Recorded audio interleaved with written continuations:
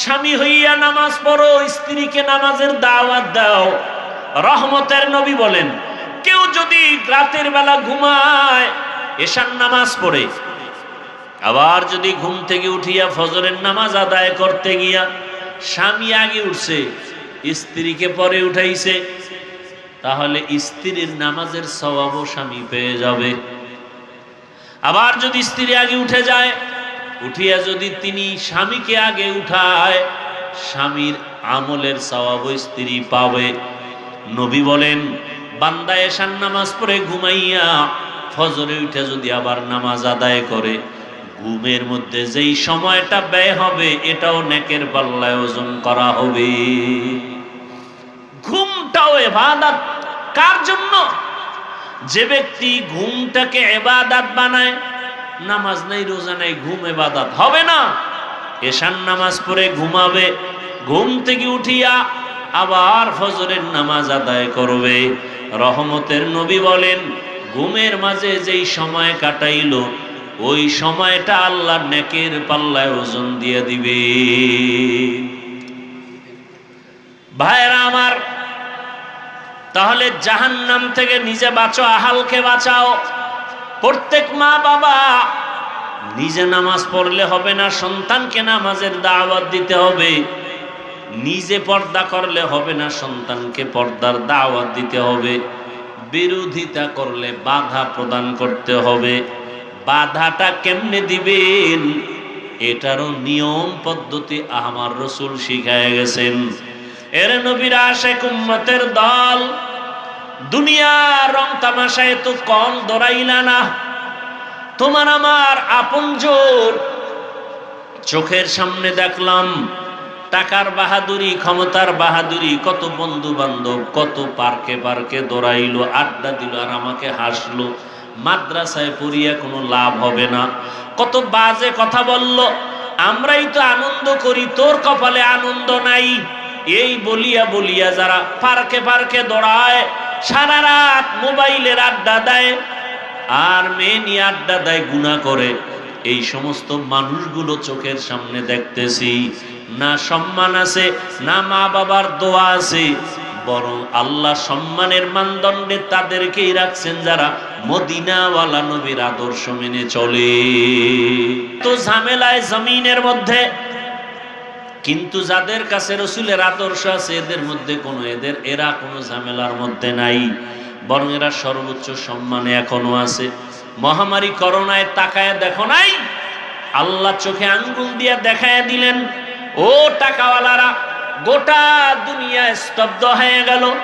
School বন্ধ, college বন্ধ, চাকরি বন্ধ, ব্যবসা বন্ধ। বাবারে করোনায় ধরে ফেলছে। শিক্ষিত দুইটা কুলাঙ্গার সন্তান মাস্ক লাগাইছে, ট্রিপল মাস্ক, বাবার কাছে যায় না, লাশের কাছেও যায় না, করোনা, মরার ভয়। শেষ পর্যন্ত এলাকার গরিবদের বলে টাকা দিব, লাশটারে টাইনা রাস্তায় ফালায় দে, ঘরে রাখা যাবে না। বাবার লাশটা টেনে ফালায় দিছে। শিক্ষিত কুলাঙ্গারেরা জানালা দিয়েও তাকায় দেখলো না বাবার লাশের কি হালাত। বুইলা যায় ওনারে জাতি। ওই সময় আমার দেশের টুপিওয়ালা আলেমরা আমার দেশের শত শত করোনার লাশ নিজেরা হাত দিয়া কাঁধে নিয়ে গোসল করাইছেন, কাফন পরায়, জানাজা পরায় কবরে রাখছেন। একজন হুজুরেও করোনায় মরে না। স্কুল কলেজ বন্ধ, ব্যবসা বন্ধ, চাকরি বন্ধ, ভার্সিটি বন্ধ, সব ব্যবসা বাণিজ্য, ফ্যাক্টরি, গাড়ি সব বন্ধ।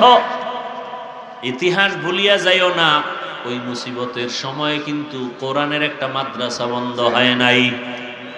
কি ভাই, সত্য কথা বলতে কষ্ট লাগে না? আল্লাহ দেখায় দিলেন কোরআন যেমন চিরন্তন, এর সাথে যাদের সম্পর্ক থাকবে তাদেরও সম্মানটা চিরন্তন। এরা দুনিয়ায় বাদশা, আখিরাতেও বাদশা। বর্তমানে বেঈমান মুনাফিক এরা চিৎকার দিয়া বলে ইসলাম নারীর অধিকার দেয় নাই, অধিকারের জন্য আম্মা জানেরা রাস্তায় নামছে মিছিল করে। আল্লাহর কসম একবার, আল্লাহর কসম দুইবার, আল্লাহর কসম তিনবার, ইসলাম ছাড়া নারীদের অধিকার সম্মান আর কেউ দেয় নাই। সব ধর্মে নারীদের উপরে করছে জুলুম, ইসলাম একমাত্র নারীর সম্মান ঠিক রেখেছে।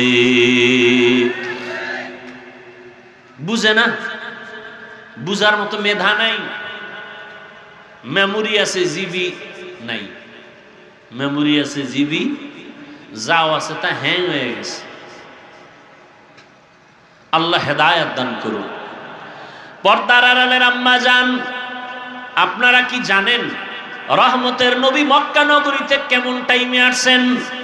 যেই সময় মক্কার মানুষ নারীদের অবহেলা করে, যেই সময় কন্যা সন্তান হলে মা বাবা লজ্জা পায়, বাবায় রাগ করিয়া লজ্জায় সন্তানরে জ্যান্ত মেরে ফেলে, এমন সময় রাসূল আয়েশা কন্যা হত্যা বন্ধ করালেন, নারীদের সম্মান অক্ষুণ্ণ করলেন, বিধবাদের সম্মান নবী নিজেই রক্ষা করতে গিয়া 25 বছরের যুবক, রহমতের নবী তো নবী, যার কোনো তুলনা নাই, সেই নবীর যদি 25 বছরের যৌবনটা আরো কত পাওয়ার, এরপরও আল্লাহ তারে তো স্পেশাল করে বানাইলেন। সেই সময় নবী ভরা যৌবনে বিবাহ করলেন 40 বছরের বিধবা নারী। কাকে? খাদিজাতুল কুবরা রাদিয়াল্লাহু আনহা। তাও 2 জন স্বামী বিদায়ের পরে তৃতীয় স্বামী নবী। ওদিকে 5টা সন্তান অলরেডি হয়ে গেছে আম্মাজান খাদিজার। কত বড় নিকৃষ্ট জালেম! বলে রাসূল যৌবনের চাহিদা মিটাইতে না পাইরা নবী একাধিক বিয়া করছে। নাউযুবিল্লাহি মিন যালিক। নবীজি একাধিক বিয়া করছেন, সেই প্রেক্ষাপট সম্পূর্ণ দ্বীন ও ইসলামের স্বার্থে, আর কোনো ব্যক্তি স্বার্থ না। কেউ যদি প্রমাণ দিতে পারে যে না দুনিয়ার স্বার্থে, বয়ানের জগৎ থেকে কানে ধরে বিদায় হয়ে যাব। রাসূল শুধু দ্বীনের স্বার্থে বিবাহ করেছেন একাধিক, তাও খাদিজা রাদিয়াল্লাহু আনহা 40 বছরের বিধবা নারী, যতদিন হায়াতে জিন্দা ছিলেন নবী দ্বিতীয় বিবাহ করেন নাই। করছেন? ভাইরা আমার, বড় কঠিন হালাত। এরে আম্মা জান, আপনারা যদিও নবী না, তবে আপনাদের মর্যাদা, আপনারা নবীদের মা, সাহাবায়ে কেরামদের মায়ের মতোই তো আপনাদের সম্মান। আপনারা খাদিজা রাদিয়াল্লাহু আনহার মতো নারী, ফাতেমা রাদিয়াল্লাহু আনহার মতো দামি নারী, আম্মা জান আয়েশা রাদিয়াল্লাহু আনহার মতো দামি নারী। জমিনে নিকৃষ্ট এক বেঈমান ফেরাউন, জানেননি তার স্ত্রীর নাম কি? কথা বলেন না কেন? আসিয়া কত বড় দামি! যত বড় বেঈমান ফেরাউন, অত বড় দামি আল্লাহর কাছে আসিয়া। দেখছেননি কারবার? দুনিয়ার নিকৃষ্ট বেঈমান ফেরাউন, আর তার ঘরে আছে পৃথিবীর শ্রেষ্ঠ নারী আসিয়া। কেমন দামি! রহমতের নবী বলেন, কিয়ামতের দিন আসিয়ার সাথে আমি মুহাম্মদের সাথে বিবাহ হবে। এরে আম্মা জানেরা, এত বড় বেঈমানের ঘরে থাকি আসিয়া আমার আল্লাহকে ভুলেন নাই। আর আপনার স্বামী তো ফেরাউনের মতো খারাপ না। আপনি যদি নামাজ পড়েন, আপনার স্বামী তো বাধা দেয় না। আপনি যদি পর্দা রক্ষা করে চলেন, আপনার স্বামী তো বাধা দেয় না। আপনি যদি নামাজ পড়েন, সন্তানকে নামাজি বানান, স্বামী বাধা দেয় না। আপনি তো পারতেন চেষ্টা করলেই নিজেও জান্নাতি হতে, স্বামীটাকেও জান্নাতি বানাইতে। ও আম্মা জানেরা, মা মনে করে স্বামীর সম্পদ আমার না, এই জন্য বাতাসে উড়ায়। অনেকের স্বামী বিদেশ থাকে, লাখ লাখ টাকা পাঠায়, শেষ সময় এসে দেখে টাকা নাই, স্ত্রী বাতাসে উড়ায় দিছে। অথচ আম্মা জানের মনে করা উচিত স্বামীর সব সম্পদ এগুলো স্ত্রীর, কারণ পৃথিবীতে কোনো স্বামী নিজের জন্য কষ্ট করে কামাই করে না, সব স্ত্রী সন্তানের জন্য করে। নিজে না খাইয়া থাকলেও মনে কষ্ট নাই, স্ত্রী সন্তান যদি না খায় থাকে, ওই রাতে স্বামীর চোখে আর ঘুম আসে না। এরে আম্মা জান, আপনার স্বামী যদি মরিয়া যায়, সন্তান তো আপনার চলে আসবে। ও আমার যুবক বাবারা, যারা বাবার টাকা বাতাসে উড়াও, তুমি কি ভাবো না তোমার বাবা মইরা গেলে এই সম্পদ এই সবকিছু তো তোমার, তুমি কার টাকা নষ্ট করো? তোমারটাই তো নষ্ট করো। তবে বলবা হুজুর ক্ষতি কি? লিখে রাখ, বাবায় যদি কোটি কোটি টাকা কামাই করে আর স্ত্রী সন্তানরা যদি চুরি করে না বলে সরায় দেয়, ওই সংসারে কোনোদিন লাভবান হবে না, কল্যাণ আসবে না। তাহলে নিজের বাবার ক্ষতি নিজে করলি। বাবায় মরে গেলে সংসার তো তোমার হাতে নিতে হবে, বাবার ব্যবসা বাণিজ্য তোমাকে মেনটেন করতে হবে। এই চিন্তা যদি যুবকেরা করত, বাবার একটা টাকাও মোবাইলে গুনায় খরচ করত না। ইন্না আউওয়ালা বাইতিন মুযিআ লিন-নাস লাল্লাযী বিবাক্কাতা মুবারাকাও ওয়া হুদা মুবারাকাও ওয়া হুদাল লিল আলামিন।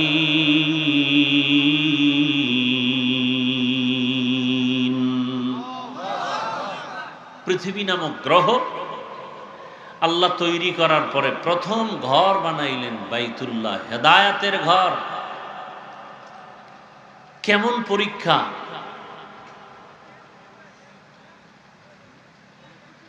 বাইতুল্লাহ তাওয়াফ করতেছে, কে ধনী কে গরিব, কে শিক্ষিত কে অশিক্ষিত, কে আলেম কে মূর্খ, কে পীর কে মুরিদ, কে রাজা কে প্রজা, সব একই পোশাকে ঘুরতেছে। সবার আওয়াজ একটা, লাব্বাইক আল্লাহুম্মা লাব্বাইক লাব্বাইক লা শারীকা লাকা লাব্বাইক ইন্নাল হামদা ওয়ান নি'মাতা লাকা ওয়াল মুলক লা শারীকা লাক। রিকশাওয়ালার একই আওয়াজ, কর্মচারীও এই আওয়াজ দিতেছে। কর্মচারীর পোশাকটাও যেমন, মালিকের পোশাকটাও তেমন। ইমাম সাহেবও যেই পোশাক পরেছেন, মুক্তাদিরাও একই পোশাক। ইমামের সম্মানের জন্য যে তুমি টুপি পইরা লও, বলে যদি টুপি পরো তোমার এই তাওয়াফ চলবে না, উমরা তোমার চলবে না, হজ চলবে না। সব আল্লাহর মোহাব্বতের আশেক হয়ে যাও। কি হয়ে যাও? আশেক। এই যে আমি বলছি আল্লাহর কি হও, বলেন না কেন? এটা কোনো দোষের কথা? এটারে বাংলায় যদি বলি সব পাগল হয়ে যাও, তো কেউ কেউ মন্তব্য করবে ভিন্ন কথা, ঠিক নেই? অথচ সমস্ত আল্লাহর ওলি যারা, আহলুল্লাহ যারা, সবাই একমত, জমিনে যত মানুষ আছে সব মানুষ পাগল। সব মানুষ, এমন কেউ নাই যে পাগল না। তবে কোয়ালিটি আলাদা। কেউ টাকার পাগল, কেউ ক্ষমতার পাগল, কেউ চেয়ারের পাগল, কেউ নারীর পাগল, কেউ গাড়ির পাগল, কেউ বাড়ির পাগল, ঠিক নেই? যে ক্ষমতার চেয়ারের পাগল, সে নামাজে দাঁড়াইয়াও ক্ষমতা ক্ষমতা, ঘুমের মধ্যেও ক্ষমতা। যে টাকার পাগল, তার 24 ঘন্টা জিকির আর ফিকির টাকা। যে নারীর পাগল, তার 24টা ঘন্টার প্রতিটি মুহূর্ত জিকির আর ফিকির নারী।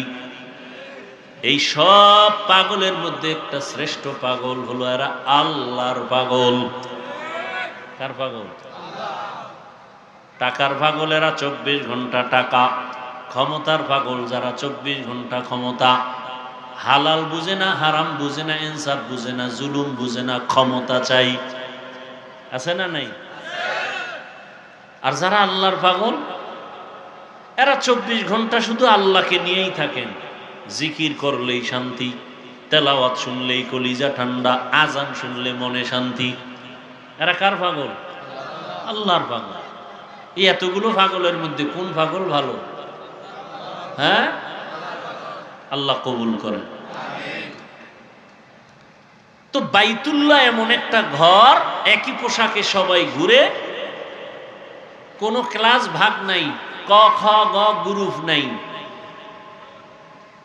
আবার আওয়াজও সবার চাওয়া একই সিস্টেম। আবার দেখছেন কত কঠিন। বড় বুজুর্গ মানুষ রাস্তা দিয়ে যখন হাঁটেন, চেহারার উপরে রুমাল দিয়ে হাঁটেন, নজর যেন বেগানার দিকে না পড়ে।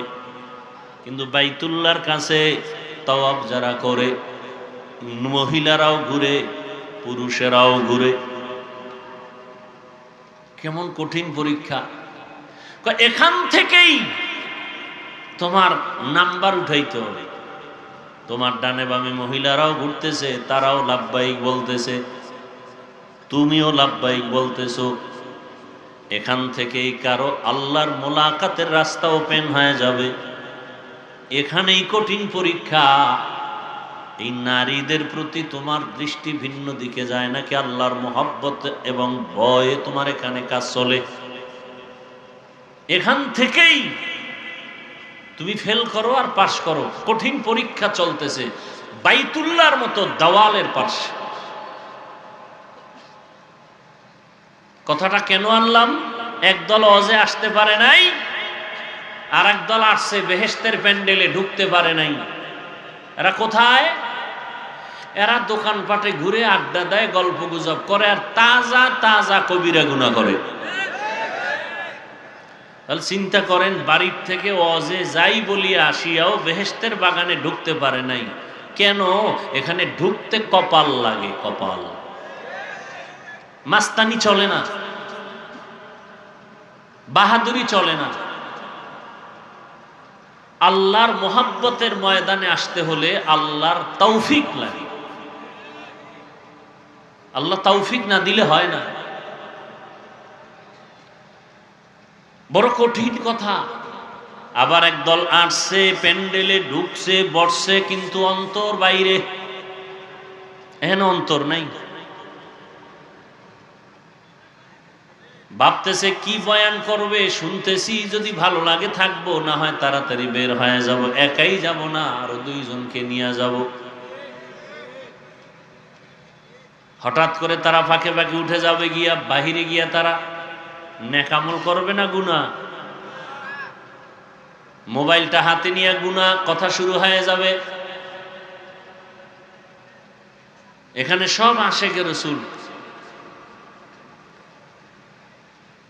ফজর পড়ে নাই, জোহর পড়ে নাই, আসর পড়ে নাই, মাগরিব পড়ে নাই, এশার নামাজ পড়ে নাই, তাজা আশেকে রাসূল সব বসা। আর আমরা নামাজ রোজা ঠিক রাখার পরেও আমরা রসুলের আশেক হতে পারি নাই। কেমন দুনিয়াতে আসছি, কেমন সমাজে বসবাস করি। দেখেন কি বয়ান শুনবেন। বয়ান কি আপনারা কম জানেননি? মাইক লাগায়া কানে আঙ্গুল দিয়ে টান দিবেন, অজ হয়ে যাবে।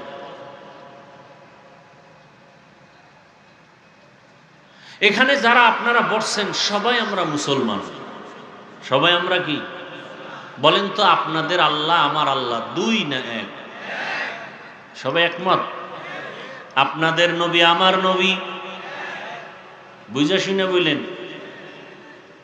আপনাদের কালেমা আমার কালেমা, আপনাদের কোরআন আমার কোরআন, আপনাদের কাবা আমার কাবা, আপনাদের ধর্ম আমার ধর্ম এক। দুনিয়াতে আসছি, সিস্টেম সবার এক নাকি আপনারা লুঙ্গি পরে আসছেন? বিদায় বেলা যেদিন আজরাইল আসবে সেদিনও আপনার আমার হালাত এক। মরণকালে আপনাকেও 3টা সাদা কাফন দেয়া হবে, আমাকেও 3টা সাদা কাফন দেয়া হবে। আমি বক্তার সম্মানে একটা কাফন কেউ বাড়াবেও না। গরিব রিক্সাওয়ালা মারা গেলে একটা কাফন, অসম টাকা কমের কারণে, গরিব হওয়ার কারণে একটা কাফন কেউ কমাইয়াও দিবে না। কালারও কিন্তু আলাদা। কাফনের কালার, তাবলিগওয়ালাদের কালার একরকম, পীর সাহেবদের কালার আর এক রকম। কে ধনী, কে গরিব, কে আলেম, কে মূর্খ, কে তাবলিগ, কে কওমি, কে আলিয়া, তুমি যত বড় বাহাদুরি দেখাও না কেন, সবার মরণকালে কাফনের কালারও হবে সব এক।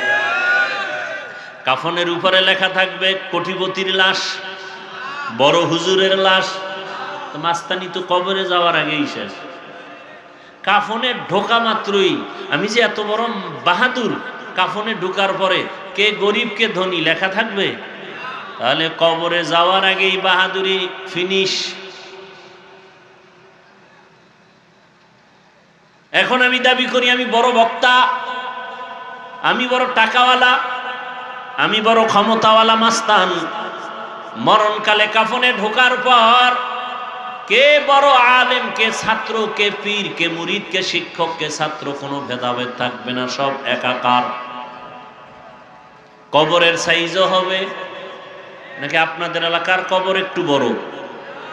কবরের সাইজ, দাফন দিয়া মাটি দিয়া সব যখন চলে যাবে, প্রশ্ন কবরে হবে, তাও সবার বেলায় তিনটা, তাও এক, রবের পরিচয় দাও, ধর্মের পরিচয় দাও, রাহমাতুল লিল আলামিনের পরিচয় দাও। আমাকেও এই প্রশ্ন, আপনাদেরও নাকি আলাদা? কি বুঝলেন? আপনার আমার আল্লাহ এক, নবী এক, কোরআন এক, কাবা এক, ধর্ম এক, কালেমা এক, আশা এক, কাফন এক, কালার এক, কবর এক, সাইজও এক, জানাজার সিস্টেমও এক, কবরের প্রশ্ন এক। অথচ দুঃখ, আমি টুপি খুলতে চাই না, তুমি টুপি মাথায় দিতে চাও না। কেন? তুমি ভিআইপি মুসলমান। আমি দাড়ি কাটলে লজ্জা পাই, তুমি রাখতে লজ্জা পাও। তুমি রসুলের আশেক। আমি মসজিদে না ঢুকলে লজ্জা, তুমি ঢুকতে গেলে লজ্জা। আমি পর্দা না করলে লজ্জা, তুমি পর্দা করতে গেলে লজ্জা পাও। তুমি মুসলমান, আমিও মুসলমান, তোমাকে বয়ান করব কেন? টুপি পরো, নামাজ পড়ো, পর্দা করো। বরং বয়ান করব কেন? বয়ান তো হিন্দুদের করব, ইহুদিদের করব। ওরা আল্লাহ চিনে না, নবী চিনে না, কোরআন বুঝে না, হাদিস বুঝে না, ওদের বয়ান করার সময় নাই। মুসলমানের পেছনে ঘুরতে ঘুরতে জীবন শেষ। বাড়ি ঘরের চিন্তা নাই, শরীরের চিন্তা নাই, খাওয়া দাওয়ার চিন্তা নাই, উম্মতের পেছনে। আমি একা না, 12 মাস হাজারো লাখো আলেম দৌড়াচ্ছে উম্মতের পিছনে। তাবলিগলাদের মেহনত, পীর মাশায়েখের মেহনত, জুমার খতিব ইমামদের মেহনত, উলামায়ে কেরামের মেহনত। উম্মতের নিয়ে এত ফিকির করে আলেমরা, খোদার কসম উম্মতের কল্যাণের ফিকির আর কেউ করে না। আর সব করে চান্দাবাজি আর ধান্দাবাজির জন্য। ওলামায়ে কেরাম নিঃস্বার্থভাবে উম্মতের নিয়ে কল্যাণের যেই চিন্তা করে, এই চিন্তা কেউ করে না, সব স্বার্থপর। সব কি? এখানে অনেক শিক্ষিত মানুষ, বুঝা শুনা জবাব দিয়েন। ইসলামে রাজনীতি নাই, এজন্য রাজনীতির ওয়াজ করা যাবে না। কি ভাই? সব দিক থেকে ইসলাম কমপ্লিট, রাষ্ট্রনীতির বেলায় ইসলাম আনকমপ্লিট। সব সমাধান ইসলাম বা কোরআনে আছে, রাষ্ট্রের ব্যাপারে সমাধান ইসলাম কোরআনে নাই। এদিক থেকে কোরআন শরীফ দুর্বল। কি ও চালাক বাঙালি, বলো কোরআন দুর্বল তো কেন বলো রাষ্ট্রের কথা নাই? সুলাইমান নবী রাষ্ট্র পরিচালনা করেন নাই, সত্য কথা বলেন, মানেন আর না মানেন? ইউসুফ নবী মিশরের অর্থমন্ত্রী ছিলেন না, এ ঘটনা কি কোরআনে নাই? রহমতের নবী রাষ্ট্র পরিচালনা করেন নাই? আবু বকর, ওমর, ওসমান, আলী সহ এরা কি করেন নাই? তাহলে কেন বলো ইসলামে রাজনীতি নাই? যদি বলো 1 মিনিটের জন্য মেনে নিয়ে বলবো, ওয়াজের প্যান্ডেলে যদি বক্তা রাজনীতির বয়ান করতে না পারে, তো রাজনীতির নেতা হইয়া বক্তব্য দেওয়া হয় কেন? নিজের বেলায় কুরু কুরু, অন্যের বেলায় মাকরু। এখান থেকে মুমিনকে বেরিয়ে আসতে হবে। দুনিয়ার সবাই করে পচা রাজনীতি, আল্লাহর রসুল শিখাইছেন পবিত্র রাজনীতি। কেমন পবিত্র?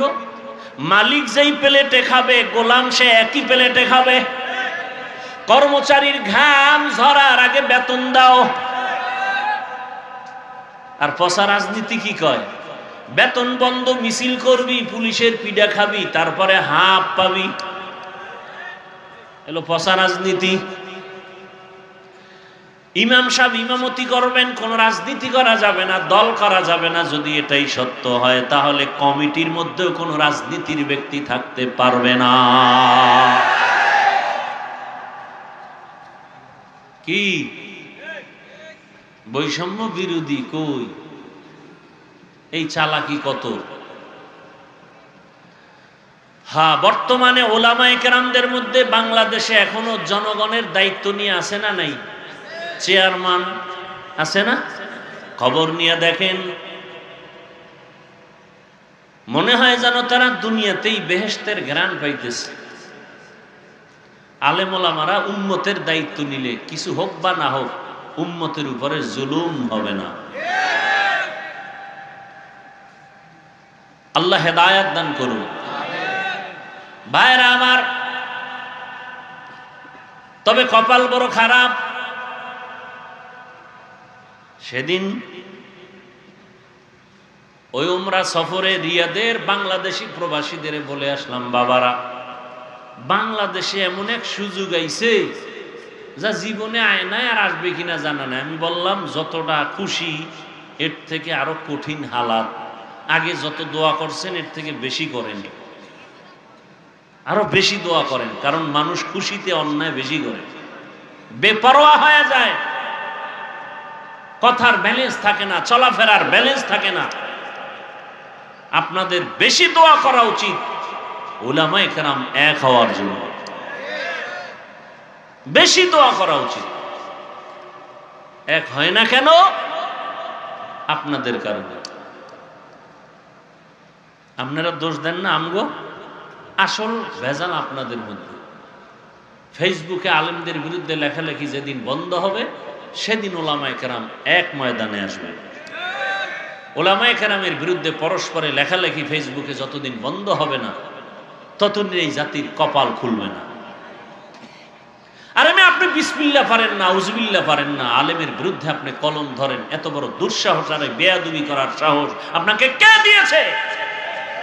আমি তো সারা বাংলাদেশে বলি, বুক ফুলায় বলি, যারা আলেমের বিরুদ্ধে লেখে ওরা মা বাবার অভিশপ্ত সন্তান,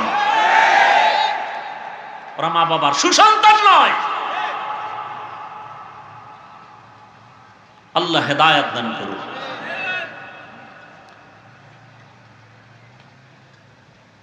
তো এখানে আসছে, বসছে, বসার পরও অন্তর এখানে নাই।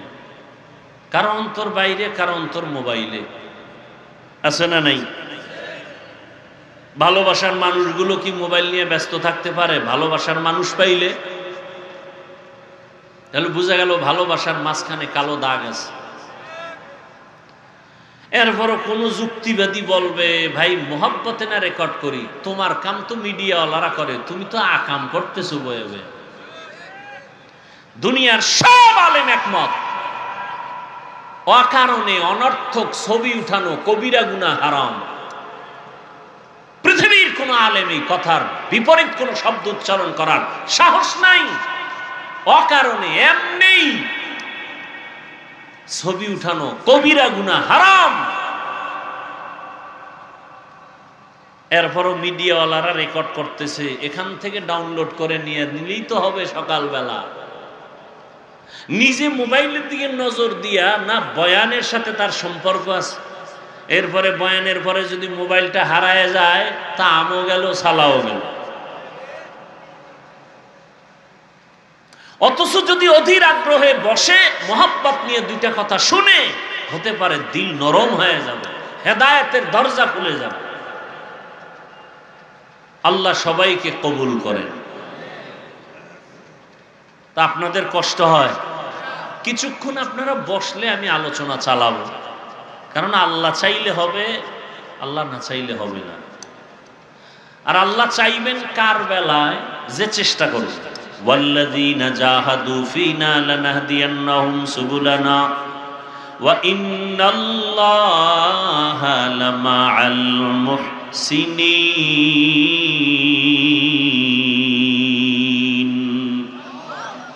আল্লাহ তাআলা বলেন, যারা চেষ্টা করে আমাকে পাওয়ার জন্য, আমি আল্লাহ তার সামনে অনেকগুলো রাস্তা খুলে দেই। যেই রাস্তা দিয়ে বান্দা হাঁটতে থাকবে, ওই রাস্তায় আমার সাথে মোলাকাত হয়ে যাবে। ইয়া ইলাহি মুঝসে মুঝকো দূর কর, তাকে দেখো মুঝ মে তুঝকো এক নজর। ইয়া ইলাহি तू मेरा माबूद है या इलाही तू मेरा माशूक है। আপনারা কোরআনের বাগানে আসছেন, বেলুন কেনেন কেন? বাড়ি যাওয়ার সময় বেলুন ঝুলাইতে ঝুলাইতে কেউ প্লাস্টিকের মাছ কিনা যায়। ম্যাডাম যদি বলে ওয়াজে গিয়া পাইলা কি, বলে যে মোনাজাতে বেলুন কবুল হয়ে গেছে। বেলুন নিয়ে আসছে, প্লাস্টিকের মাছ নিয়ে আসছে। আর একদল আল্লাহর বান্দা সংখ্যায় যদিও কম, দুই একজন আল্লাহর গোলাম জীবনে ঘরে যাইয়া সালাম দেয় না, আজকে বাড়ির দরওয়াজায় গিয়া সালাম দিল, আসসালামু আলাইকুম ইয়া আহলাল বাইত। রহমতের নবী বলেন, যারা ঘরে ঢোকার সময় উঁচু কণ্ঠে সালাম দেয়, আল্লাহর ফেরেশতা দিয়া আল্লাহ ওই বাড়ি পাহারাদারের ব্যবস্থা করে দেয়। তুকু যাও সুন্নতে আহমদ কো যা বা মুহাম্মদ কে বুয়দ নিসবত তোরা মান আহাব্বা সুন্নতি কৌলে রসুল মজদায়ে কানা মাই হাম কুন কবুল। যারা আসছেন বসছেন, মাইকের আওয়াজ শুনতেছেন, আল্লাহ সবাইকে আজকের এই বেহেশতের বাগানে হেদায়াতের ময়দানে কবুল করেন। যে সূরাটা আমি পড়েছি তরজমাটা বলবো, হাদিসের তরজমা, এরপরে সময় থাকলে আপনারা দিলে ব্যাখ্যা।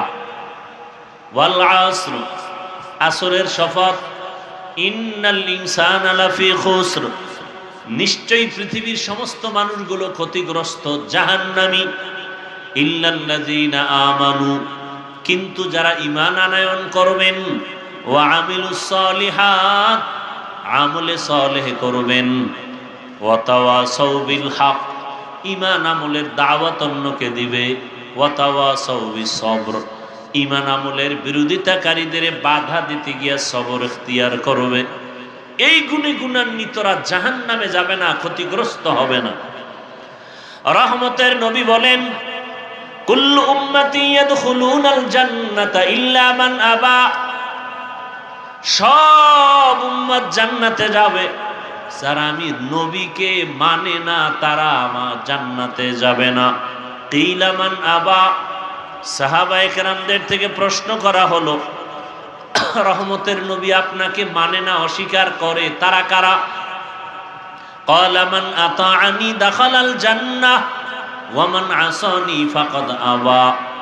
রহমতের নবী বলেন, যারা আমার অনুসরণ করবে তারা জান্নাতে যাবে, আর যারা আমার বিরোধিতা করবে তারা আমাকে অস্বীকারী হিসাবে জাহান্নামে যাবে। রহমতের নবী বলেন, সব উম্মত জান্নাতে যাবে। হাদিসের তরজমা শেষ, আয়াতের সূরার তরজমা শেষ। হাদিস নিয়ে 2-4 মিনিট কথা, এরপরে সূরাটা নিয়ে কিছু কথা। হাদিসে নবী বললেন সব উম্মত জান্নাতে যাবে, একজনও বাদ নাই। কথা শেষ না কিন্তু আছে? কিন্তু আছে। নবী বলেন, যারা আমাকে মানে না তারা না। সাহাবায়ে কেরামদের মধ্যে কেউ বললেন, ইয়া রাসূলুল্লাহ আপনাকে মানে না তারা কারা? খুব খেয়াল করবেন, সাহাবায়ে কেরামরা প্রশ্ন করা মাত্র রহমতের নবী বলেন, যারা আমার অনুসরণ করবে তারা জান্নাতে যাবে, আর যারা আমার বিরোধিতা করবে তারা আমাকে না মানার কারণে জাহান্নামে যাবে। নবীজি জবাব দিলেন, যারা আমার অনুসরণ করবে তারা জান্নাতি। এই কথার দ্বারা বোঝা যায় যারা নবীর অনুসরণ করবে না তারা কি? জাহান্নামী। কিন্তু হাকিকতে কথাটা এমন না যে রসুলের অনুসরণ করবে সে জান্নাতি, যে অনুসরণ করবে না সে জাহান্নামী। কথাটা এমন না। কেমন? যে রসুলের অনুসরণ করবে সে জান্নাতি, আর যে বিরোধিতা করবে সে জাহান্নামী। তাহলে অনুসরণ না করা আর বিরোধিতা করা এটা এক না। যেমন এই প্যান্ডেলে বহু আল্লাহর বান্দা আছে, আমি যদি ডান দিক থেকে একজন যুবককে জিজ্ঞাসা করি, এই যুবক তুমি নামাজ পড়ো না কেন? যুবক বলে, হুজুর নামাজ দরকার। চেষ্টা করি, পারি না, দোয়া করবেন। কি বোঝা গেল? সে নামাজ না পড়লেও অন্তরে আগ্রহ আছে না নাই? তাহলে সে কি রসুলের দুশ্মন? না। বাম দিক থেকে যদি একটা যুবকেরা জিজ্ঞাসা করি, বাবা নামাজ আদায় করো না কেন? কবে নামাজ না পড়লে অসুবিধা কি? এরকম আল্লাহর আশেক নাই? বলে নামাজ না পড়লে অসুবিধা কি? কি বুঝলেন তার কথা? আগ্রহ আছে? আগ্রহ নাই, বরং অনীহা। অতএব নবীর অনুসরণ করে না, এরা জাহান্নামে যাবে কথাটা এমন না, বরং বিরোধিতা যারা করে তারা জাহান্নামে যাবে। একজনে নামাজ পড়ে না আর একজন নামাজ পছন্দ করে না, দুইজন কি এক? যে নামাজ পড়ে না সে মুমিন, যে নামাজ পছন্দ করে না সে বেঈমান। যে টুপি পরে না সে মুমিন, যে টুপি পছন্দ করে না নবীর আদর্শের বেঈমান। যে হালাল মতো চলে না সে মুমিন, কিন্তু যে হালালটাকে পছন্দ করে না সে বেঈমান। যে আল্লাহর কোরআনের রাজনীতি করে না মুমিন, কিন্তু ইসলামের রাজনীতি নাই যদি বলে বেঈমান। ব্যবধান আছে না নাই? এটা বুঝারও তো মাথা নাই, মেমোরি নষ্ট হয়ে আছে আমাদের। ইসলামী রাজনীতি না করা আর অপছন্দ করা এক না। আল্লাহ বুঝার তৌফিক দান করেন। যে সূরাটা আমি পড়লাম, আমার ধারণা মতে এখানে সবাই এই সূরাটা পারেন। সূরাটার নাম কি একবার বলবেন? ঘরের মা বোনেরাও এই সূরাটা শুনতে শুনতে মুখস্থ হয়ে গেছে। তরজমা বলে ফেলছি, সংক্ষেপ কিছু ব্যাখ্যা। আল্লাহ তাআলা সূরাটার শুরুতে কসম করেছেন, শপথ করেছেন, ওয়াল আসর, আসরের শপথ। আল্লাহ শপথ করলেন কেন? শুধু এখানে না, অনেক জায়গায়। ওয়াত্তিনি ওয়াজ-যাইতুন ওয়া তুরি সিনিন ওয়া হাযাল বালাদিল আমিন। তিনের কসম, জৈতুনের কসম, তুরে সিনের কসম, নিরাপদ শহর মক্কা নগরীর কসম। আল্লাহ বারবার কসম করেন, ওয়াশ-শামসি ওয়া দুহাহা ওয়াল কমারি ইযা তালাহা ওয়ান নাহারি ইযা জাল্লাহা ওয়াল লাইলি ইযা ইয়াগশাহা ওয়াস সামাই ওয়া মা বানাহা ওয়াদ দুহা ওয়াল লাইলি ইযা সাজা মা ওয়াদ্দাআকা রাব্বুকা ওয়া মা ক্বালা। আল্লাহ বারবার কসম কাটলেন কেন? আমরাও পরস্পরে কসম করি না কেন? এক ভাই আমার কথাটা অবিশ্বাস করলো, আমি শপথ করে বললাম কথাটা আসলেই এমন কসম। আমি যখন কসম খেয়ে বলছি তখন বলে আর সন্দেহ করলাম না, মেনে নিলাম। আমরা মানুষ কসম করি সন্দেহ দূর করার জন্য। আমার রব কোরআনে কসম করেছেন, আল্লাহর কোরআনে কি সন্দেহ আছে নাকি? আছে? লা রাইবা ফীহ। এটা এমন একটা কিতাব যে কোরআনের মধ্যে কোনো ভুল নাই, সন্দেহের অবকাশ নাই। তাহলে আল্লাহ শপথ করলেন কেন? অনেক জবাব। এর সার সংক্ষেপ কথা হলো, আল্লাহর কথা সব সত্য, কোনো সন্দেহ নাই, তবে কসম করে কথাটার গুরুত্ব বাড়ায় দিলেন। সব কথা সত্য, কসমের কথাটা আরো গুরুত্বপূর্ণ। এবং যেই জিনিসের উপর আল্লাহ শপথ করেছেন ওই জিনিসটা বড় দামি, বুঝাবার জন্য।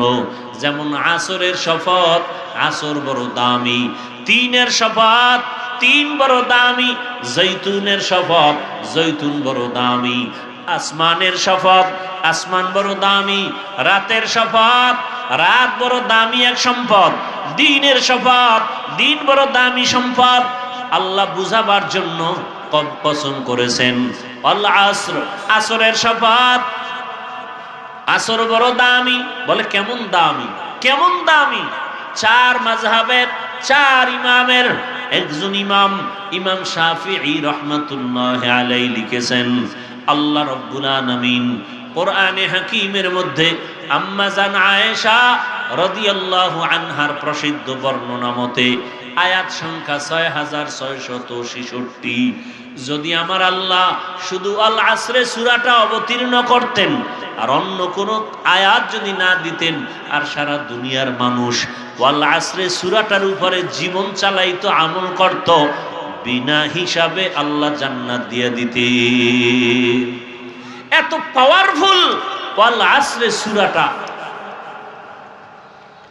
আল্লাহ শুরুতে শফাত করলেন, আসরের শফাত। আসর বড় দামি। কেমন দামি? যারা এই আসরটাকে কাজে লাগাবে, আসরটাকে সম্মানের নজরে দেখবে, আল্লাহ তার সম্মান দুনিয়া আখিরাতে বাড়ায় দিবেন। এত বড় দামি আসরের যারা কাজে লাগাবে তারা দুনিয়ায় সফল, আখিরাতেও সফল হয়ে যাবে। এবার এই কসম খাইয়া সামনে যে কয়টা কথা বলতেছেন, কথাগুলো বড় দামি। আল্লাহ বলেন কসম খায়া তো গুরুত্ব বাড়ায় দিলাম। আবার বলেন ইন্নাল ইনসান, আবার তাকিদ দিলেন ইন্না, নিশ্চয়ই। আল ইনসান সমস্ত দুনিয়ার মানুষ। আবার লাফি লাম তাকিদ, সব দুনিয়ার মানুষ অবশ্যই ক্ষতির মধ্যে জাহান্নামী। কথা কার? শপথ করে আল্লাহ বললেন সব মানুষ অবশ্যই জাহান্নামী, ক্ষতিগ্রস্ত। কথা শেষ না সামনে আরো আছে? আল্লাহ বলেন কিন্তু নামের ব্রেক লাগায় দিলাম।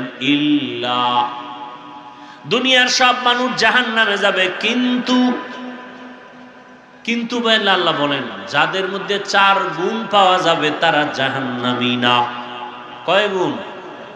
ইল্লাল্লাযীনা আমানু ওয়া আমিলুস সালিহাত ওয়া তাওয়াসাউ বিল হক ওয়া তাওয়াসাউ বিস সবর।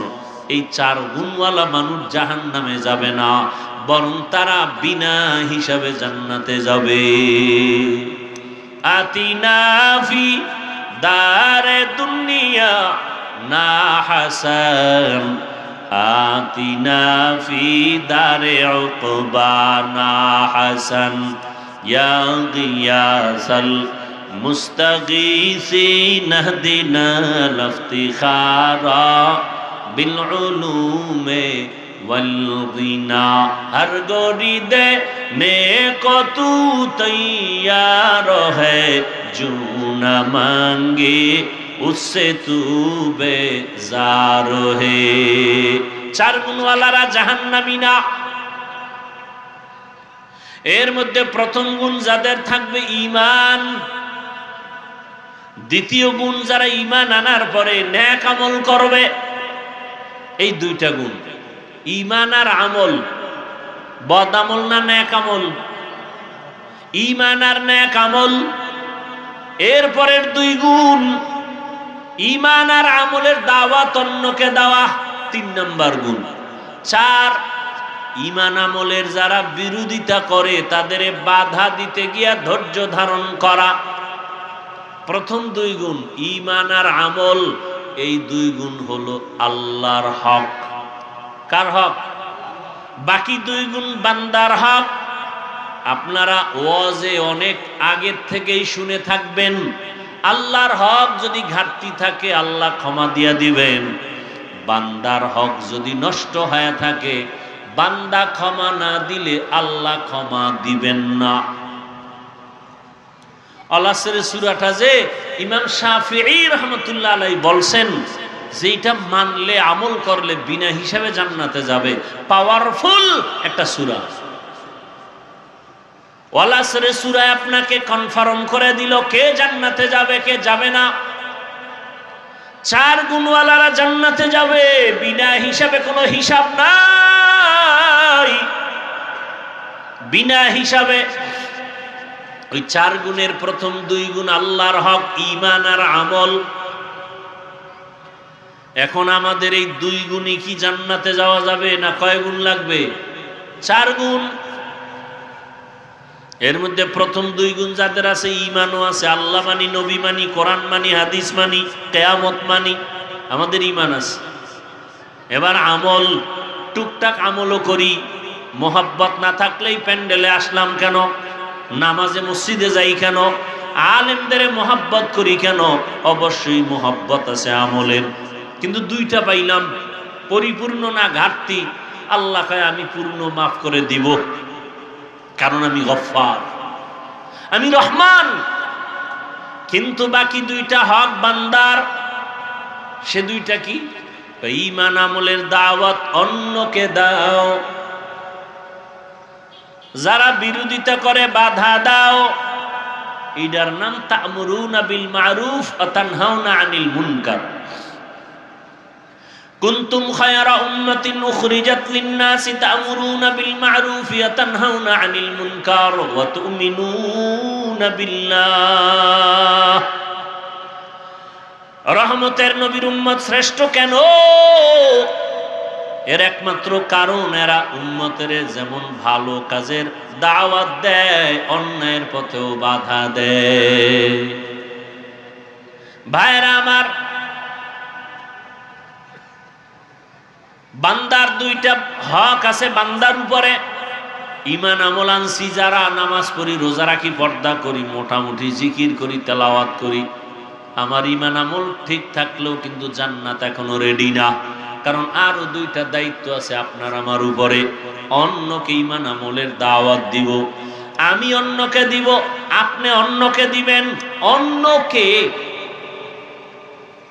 অন্য বলতে আল্লাহ আর এক আয়াতে তার জবাব দিলেন, ইয়া আইয়ুহাল্লাযীনা আমানু কু আনফুসাকুম ওয়া আহলিকুম নারা وقودها الناس والحجارة عليها ملائكة غلاظ شداد لا يعصون الله ما أمرهم ويفعلون ما يؤمرون।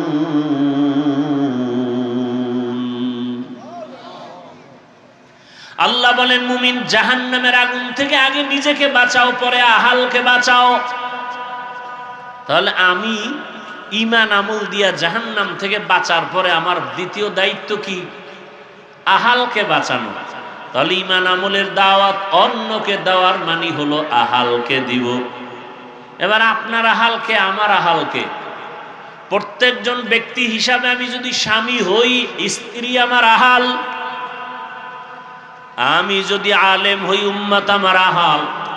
আমি যদি বাবা হই, সন্তান আমার আহাল। আমি যদি মসজিদের ইমাম খতিব হই, মুসল্লিরা আমার আহাল।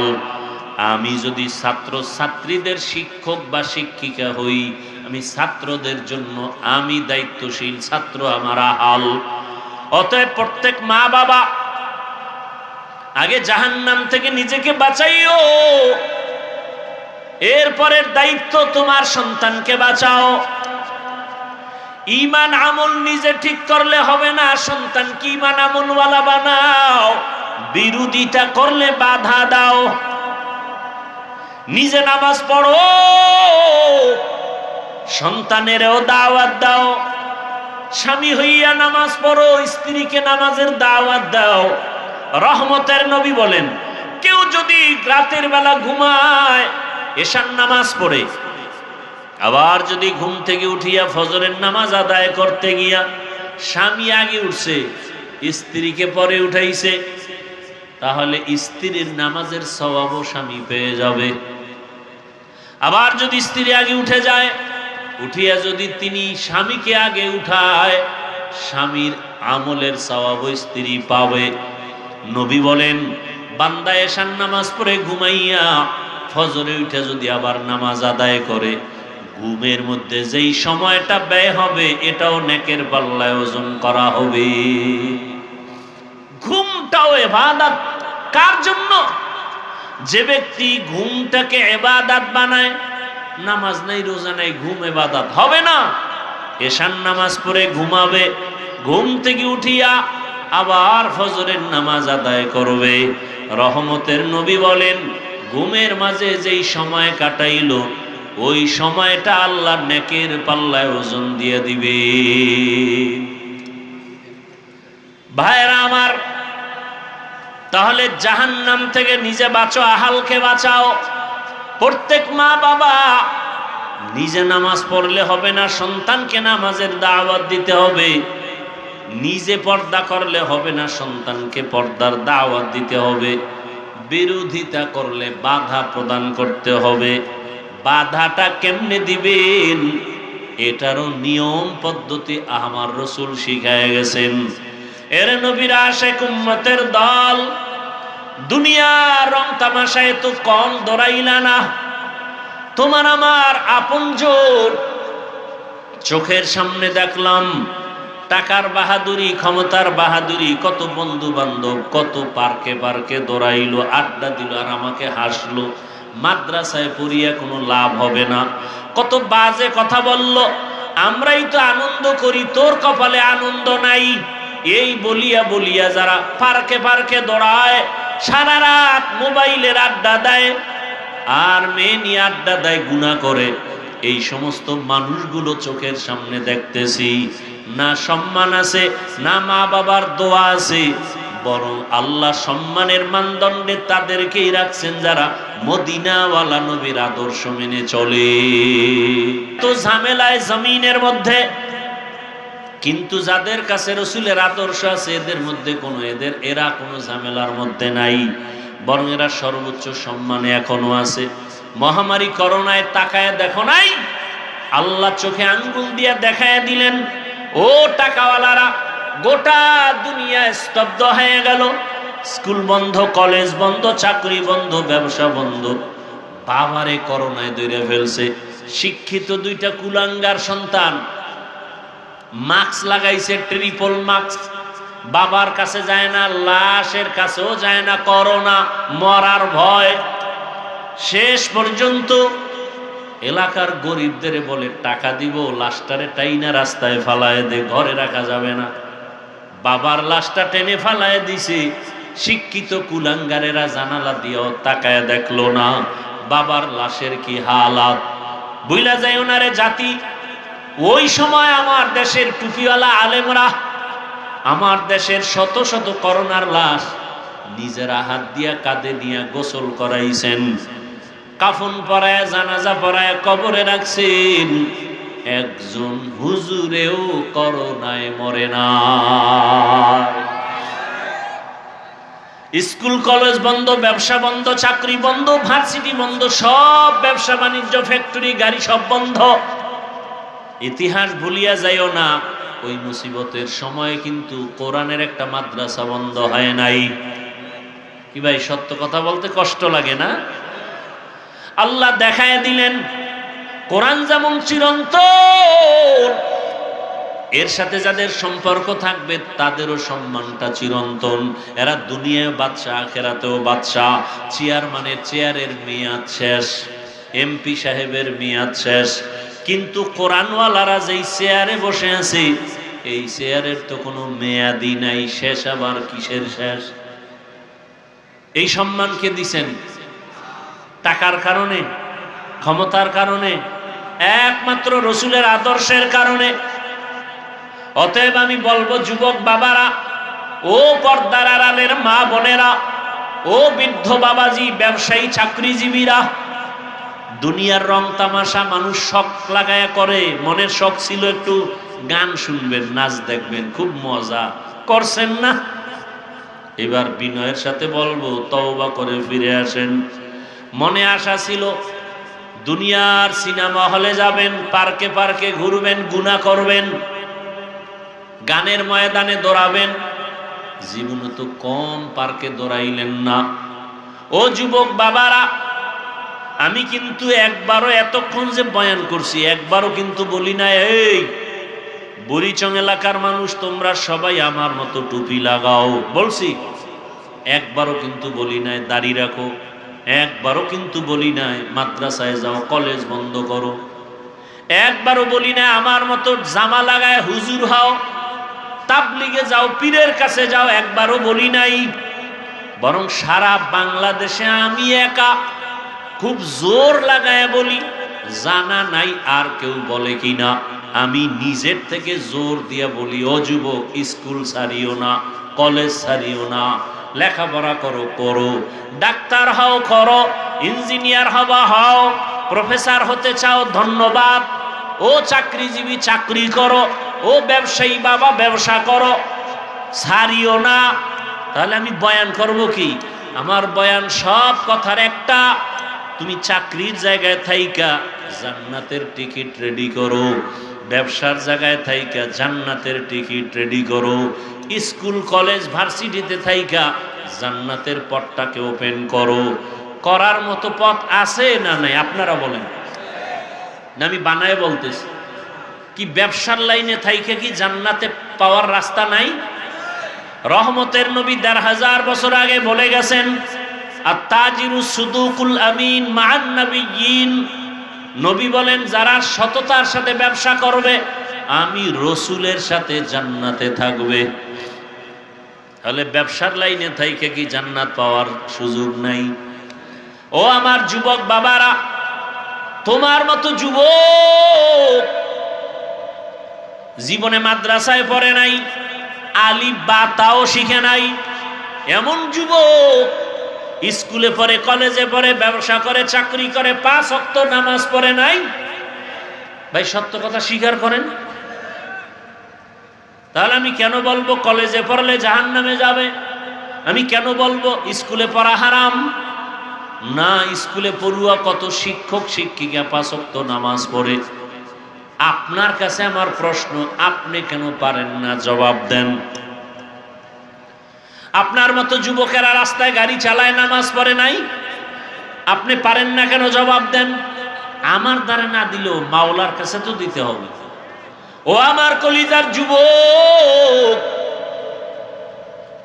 ডাক্তার, প্রফেসর, ইঞ্জিনিয়ার 5 ওয়াক্ত নামাজ পড়ে এমন নাই, ব্যবসা করে নামাজ ছাড়ে না, তুমি কেন পারবা না রে বাবা? ও পর্দার আড়ালের মা বোনেরা, আপনাদের দাম কত? বর্তমানে বেঈমান মুনাফিক এরা চিৎকার দিয়া বলে ইসলাম নারীর অধিকার দেয় নাই, অধিকারের জন্য আম্মা জানেরা রাস্তায় নামছে, মিছিল করে। আল্লাহর কসম একবার, আল্লাহর কসম 2 বার, আল্লাহর কসম 3 বার, ইসলাম ছাড়া নারীদের অধিকার সম্মান আর কেউ দেয় নাই। সব ধর্মে নারীদের উপরে করছে জুলুম, ইসলাম একমাত্র নারীর সম্মান ঠিক রেখেছে। বুঝে না? বুঝার মতো মেধা নাই, মেমোরি আছে জিবি নাই, মেমোরি আছে জিবি, যাও আছে তা হ্যাং হয়ে গেছে। আল্লাহ হেদায়েত দান করুন। পর্দার আড়ালের আম্মা জান, আপনারা কি জানেন রহমতের নবী মক্কা নগরীতে কেমন টাইমে আসছেন? যেই সময় মক্কার মানুষ নারীদের অবহেলা করে, যেই সময় কন্যা সন্তান হলে মা বাবা লজ্জা পায়, বাবায় রাগ করিয়া লজ্জায় সন্তানরে জ্যান্ত মেরে ফেলে, এমন সময় রাসূল আয়েশা কন্যা হত্যা বন্ধ করালেন, নারীদের সম্মান অক্ষুণ্ণ করলেন, বিধবাদের সম্মান নবী নিজেই রক্ষা করতে গিয়া 25 বছরের যুবক, রহমতের নবী তো নবী, যার কোনো তুলনা নাই, সেই নবীর যদি 25 বছরের যৌবনটা আরো কত পাওয়ার। এরপরও আল্লাহ তারে তো স্পেশাল করে বানাইলেন। সেই সময় নবী ভরা যৌবনে বিবাহ করলেন 40 বছরের বিধবা নারী। কাকে? খাদিজাতুল কুবরা রাদিয়াল্লাহু আনহা। তাও 2 জন স্বামী বিদায়ের পরে 3য় স্বামী নবী। ওদিকে 5টা সন্তান অলরেডি হয়ে গেছে আম্মা জান খাদিজার। কত বড় নিকৃষ্ট জালেম! বলে রাসূল যৌবনের চাহিদা মিটাইতে না পাইরা নবী একাধিক বিয়ে করছে। নাউযুবিল্লাহি মিন যালিক। নবীজি একাধিক বিয়ে করছেন, সেই প্রেক্ষাপট সম্পূর্ণ দ্বীন ও ইসলামের স্বার্থে, আর কোনো ব্যক্তি স্বার্থ না। কেউ যদি প্রমাণ দিতে পারে যে না দুনিয়ার স্বার্থে, বয়ানের জগৎ থেকে কানে ধরে বিদায় হয়ে যাব।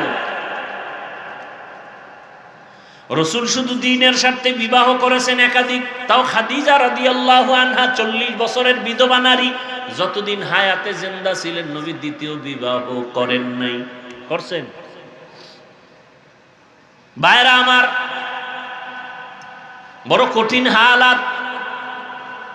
এরে আম্মা জান, আপনারা যদিও নবী না, তবে আপনাদের মর্যাদা, আপনারা নবীদের মা, সাহাবায়ে কেরামদের মায়ের মতোই তো আপনাদের সম্মান। আপনারা খাদিজা রাদিয়াল্লাহু আনহার মতো নারী, ফাতেমা রাদিয়াল্লাহু আনহার মতো দামি নারী, আম্মা জান আয়েশা রাদিয়াল্লাহু আনহার মতো দামি নারী। জমিনে নিকৃষ্ট এক বেঈমান ফেরাউন, জানেননি তার স্ত্রীর নাম কি? কথা বলেন না কেন? আসিয়া কত বড় দামি, যত বড় বেঈমান ফেরাউন অত বড় দামি আল্লাহর কাছে আসিয়া। দেখছেননি কারবার? ও যুবক বাবা, আমি তোমাকে আবারও বলছি, তুমি আমার মতো হুজুর হও বলি না, বরং তুমি যে লাইনে থাকো 5 ওয়াক্ত নামাজ পড়ো, মনের বুঝাও মন। জীবনে কত নামাজ ছাড়লাম, মনে চাইছে গান শুনবো শুনছি, মনে চাইছে সারা রাত মোবাইল চালাবো চালাইছি, মা বাবায় বাধা দিছে শুনি নাই, মনে চাইছে পার্কে যাব দৌড়ায় গেছি, মনে চাইছে কক্সেস বাজারে যাব দৌড়ায় গেলাম। গুনাহ করতে করতে করতে করতে এখন আমার গুনাহ ছাড়া কিছুই দেখি না। এখন কয়দিন আর চলবো? আমার পাশের কত যুবক দেখি নামাজ পড়ে, আমার লাইনের কত বন্ধু যুবক দেখি এরা ব্যবসা করে নামাজ পড়ে, চাকরি করে নামাজ ছাড়ে না, গাড়ি চালায় নামাজ ছাড়ে না, আমি কেন পারবো না? আল্লাহ যদি হেদায়াত রাখেন তওবা করো। ও আল্লাহর কাছে মনে মনে বলো, হে মালিক, জীবনে বহু নামাজ ছাড়লাম, বহু বেপরদায় চললাম, ও আল্লাহ কেউ জানে না, তুমি জানো কত গুনাহ করেছি। দরওয়াজা জানালা বন্ধ করে গুনাহ করেছি, মোবাইলের দিকে তাকায় তাকায় চোখের গুনাহ করেছি, জবানের গুনাহ করেছি, কানের গুনাহ করেছি, হাতের গুনাহ করেছি। দুনিয়াতে টাকার বাহাদুরেরাও এক এক এতিম হইয়া চলে গেল, টাকা তার কবরে গেল না, টাকা তাকে বাঁচাইতে পারলো না। যমুনা গ্রুপের মালিক করোনায় মরে গেছে, বাঁচাইতে পারে নাই। আজকে তার টাকা পয়সা সব আছে, কিন্তু বিদায় বেলা 3টা সাদা কাফনের প্যাকেট হয়ে চলে গেল। আমার মাওলার কোরআন সত্য, কোনো সন্দেহ নাই। ওই কোরআনে যা আছে তাও সত্য। গুনাহগারের জন্য জাহান্নাম, নেক আমলওয়ালাদের জন্য জান্নাত। আল্লাহ ওয়াদা করেছেন, গুনাহ থেকে এখনো সময় আছে, তওবা করো। ও যুবক বাবারা, পর্দার আড়ালের মা বোনেরা, আপনার মতো কত মা এই এলাকায় এখনো তালাশ করলে পাবেন, বেপর্দায় চলে না, নামাজ ছাড়ে না, স্বামীর মাল নষ্ট করে না, স্বামীর মাল হেফাজত করে, নামাজ পড়ে, পর্দা করে, সন্তানগুলোকে আদর্শ ডাক্তার বানাবার ফিকির করে, মেহনত করে। আম্মা জান, আপনারা কেন পারবেন না? একটা ভালো সন্তানের মা হইয়া কবরে যাবেন, সন্তানটাকে আদর্শ ডাক্তার বানান, সন্তানটাকে আদর্শ ইঞ্জিনিয়ার বানান। আদর্শ বলতে রহমতের নবীর আদর্শ, কারণ নবীর আদর্শ পাক, নবীর আদর্শ ছাড়া ভিন্ন সমস্ত আদর্শ না পাক। ওই নবীর আদর্শওয়ালা ইঞ্জিনিয়ার যদি বানাইতে পারেন, ওই ইঞ্জিনিয়ার দুনিয়ার কাজ করবে, কোরআন পড়বে, নামাজ পড়বে, মা বাবার জন্য দোয়া করবে। এখনো সময় আছে, তওবা করেন। আল্লাহর কাছে মনে বলে বলেন, হে আল্লাহ, আর নামাজ ছাড়বো না, আর দাড়ি কাটবো না, বেপরদায় চলবো না, মা বাবাকে কষ্ট দিব না। ওলামায়ে কেরামের পরামর্শ দোয়া নিয়া নবীর আদর্শ মেনে জীবনটাকে চালাবো। ব্যবসা করি, চাকরি করি, লেখাপড়া করি, আর নামাজ ছাড়বো না, ওলামায়ে কেরামের সাথে বেয়াদবি করব না, নবীর সুন্নাত অনুযায়ী জীবনটাকে ধন্য করব। তওবা করার মতো যদি কারো অন্তর তৈরি হয়, নিয়ত হয় মুনাফিকি না থাকে, খাঁটি তওবার নিয়ত যাদের আছে, দুটো হাত আমার আল্লাহকে দেখাইয়া দেই, আয় আল্লাহ হাতগুলো কবুল করে নেন, তওবা কবুল করে নেন। আয় আল্লাহ, আমরা তওবা করতেছি, আর নামাজ ছাড়বো না, বেপরদায় চলবো না, ওলামায়ে কেরামের পরামর্শ নিয়ে চলবো, নবীজির আদর্শ নিয়ে চলবো। আমাদের তওবা কবুল করে নেন, গুনাহ মাফ করে দেন। তওবার উপরে মজবুত হইয়া মরণ পর্যন্ত মজবুত হয়ে চলার তৌফিক দান করেন, আমিন। আল্লাহ সবাইকে কবুল করেন। আরো জোরে বলেন। আল্লাহর কাছে আমরা দোয়া করি। দোয়া হলো সব বয়ানের মূল এখন দোয়া। যাদের গুনাহ নাই এগো দোয়ার দরকার নাই, আর যাদের গুনাহ আছে তারা বসেন দোয়া করে যাবেন।